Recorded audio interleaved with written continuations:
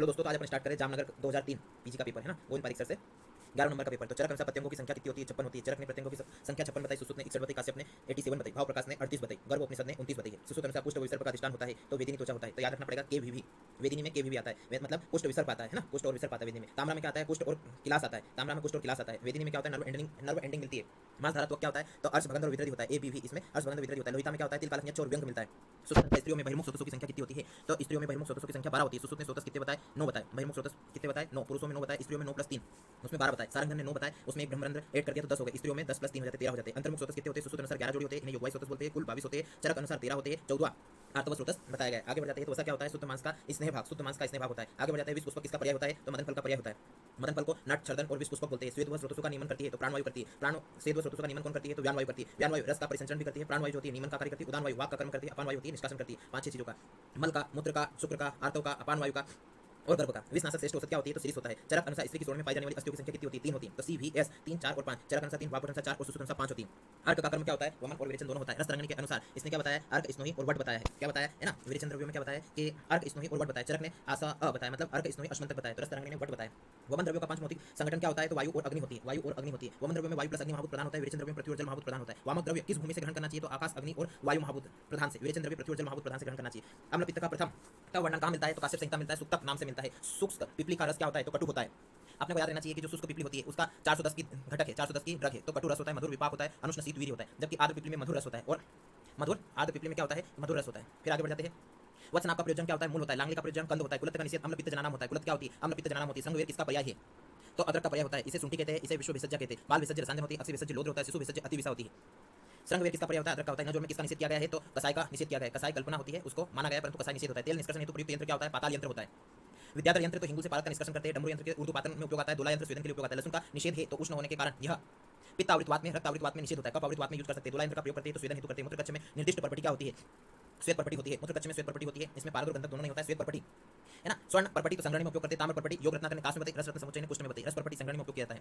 पंचामृत का उपयोग किया जाता है तो अमृतिकरणार्थ हेतु उपयोग किया जाता है। पक्व जंबो फल सदस्य किस भस्म का वर्ण होता है? तो लोह भस्म का वर्ण होता है। द्रुत द्रावो महाभारम गुणधर्म होता है तो नाग और यशत का होता है। द्रुत द्रावो महाभारम तो भारी कौन होता है? नाग होता है या यशत होता है। आगे बढ़ जाते हैं। द्रुत द्रावो विस्फोटन चिक्कणम तो मृदु मंडलों के लिए कहा गया। वंग द्रवते चपल के लिए कहा गया। द्रुत द्रावो शीतलम माक्षिक के लिए कहा गया। भारत के नैसर्गिक दोष क्या होते हैं? नैसर्गिक दोष को ही प्राकृतिक दोष बोलते हैं। तो एनपी इसे याद रखेंगे, नितेश पाड़ेगा।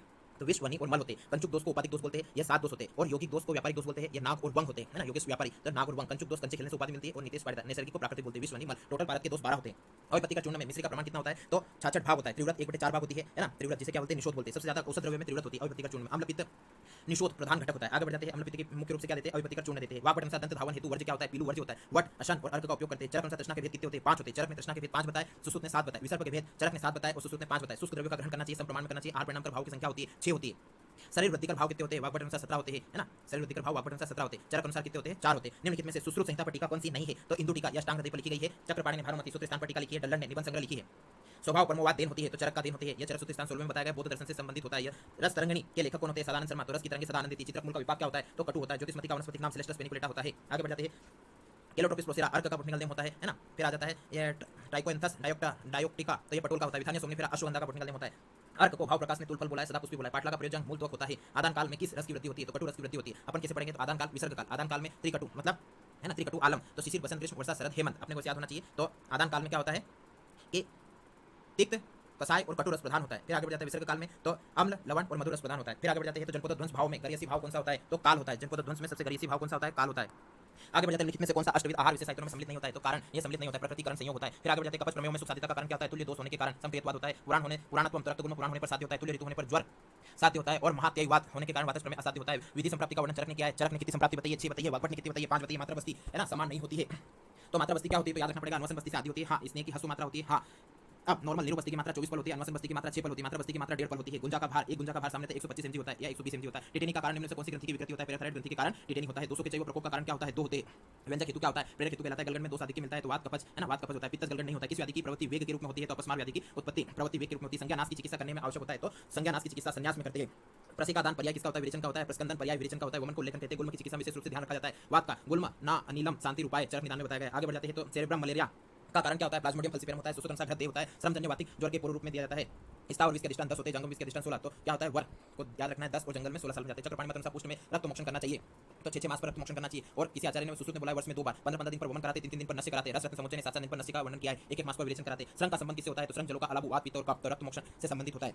मर्श व प्रतिमर्श नस्य में मूल अंतर क्या होता है, मात्रा का होता है ना। तो 6 मर्श नस्य प्रतिमर्श है ना। मर्श नस्य की मात्रा क्या होती है, हीन मात्रा 6 होती है, मध्यम 8 होती है, उत्तम मात्रा 10 बूंद होती है। 200 को शाखाओं से कोष्ठ में नहीं लाया जा सकता, तो दीपन के द्वारा नहीं लाया जा सकता। कैसे लाया जाता है, तो वी फोर पाक वृद्धि विषंदन पाक वायु निग्रह स्रोतस विशोधनाथ। उन्माद में विस्तार कर्म कराना कौन सा उपसय होता है, तो हेतु विपरीत अर्थकारी होता है, हेतु विपरीत अर्थकारी होता है। आगे बढ़ जाते हैं। तो चरक अनुसार हृदय रोगों में कौन सा पंचकर्म निषिद्ध होता है, तो वमन निषिद्ध होता है हृदय रोगों में। सुश्रुत ने हृदय रोगों में वमन का वर्णन किया है, चरक ने वर्णन नहीं किया। अजस्त्री वेद किसके होते हैं, तो रसायन के वेद होते हैं। डलन ने रसायन के 3 वेद बताए, क्या बताए, तो काम में नैमित्तिक और राजस्त्री बताए। कौन सा नस्य दीर्घ काल तक दिया जा सकता है, प्रतिमर्श नस्य दीर्घ काल तक दिया जा सकता है। जितना प्रकार होता है, तो स्वेदन का प्रकार होता है, हेमंत ऋतु में उपयोग करना चाहिए। स्थूल का चिकित्सा सूत्र क्या होता है, तो गुरु अपतर्पण चीजें देंगे।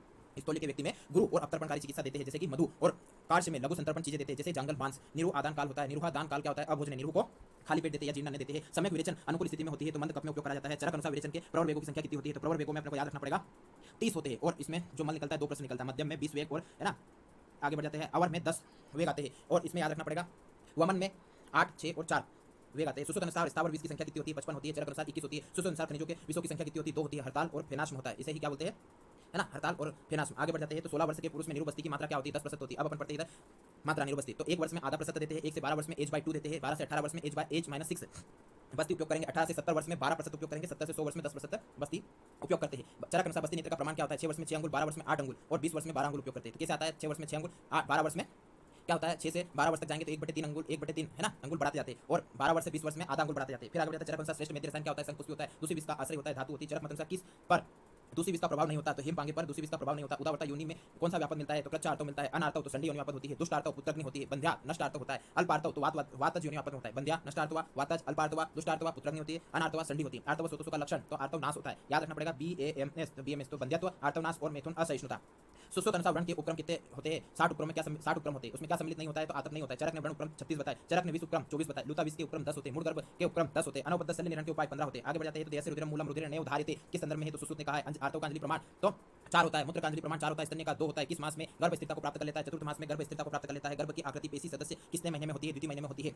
गर्भ में किस मास में मांस व शोणित का उपचय विशेष रूप से होता है, तो पंचम महीने में मांस और शोणित का उपचय होता है। मांस तीसरे नंबर पे आता है, शोणित दूसरे नंबर का, 3 + 2 = 5, तो 5वें महीने में मांस और शोणित का उपचय होगा। ग्रंथिभूत आर्तव में दोष क्या होते हैं, तो वात कफज होते हैं। कवि की ग्रंथि होती है, वीपी व्यास क्षीण हुए, और पुति पुई तो पीके पुति पुई। आगे बढ़ जाते हैं। तो परिप्लुता योनि व्यापक की तुलना कर सकते हैं, तो कृच्छ मिथुनता से कर सकते हैं। परिप्लुता में दोष होता है, वात और पित्त होता है। चरक ने वात पित्त बताया, सुश्रुत ने केवल वात बताया, वाकपट ने वात पित्त दोष बताया। कर्णश्वेड में दोष आधिक्य होता है, कर्णश्वेड में वात और पित्त आधिक्य होता है, यह माधव के अनुसार होता है। निमि ने त्रिदोष बताया, सुश्रुत ने केवल वात दोष बताया।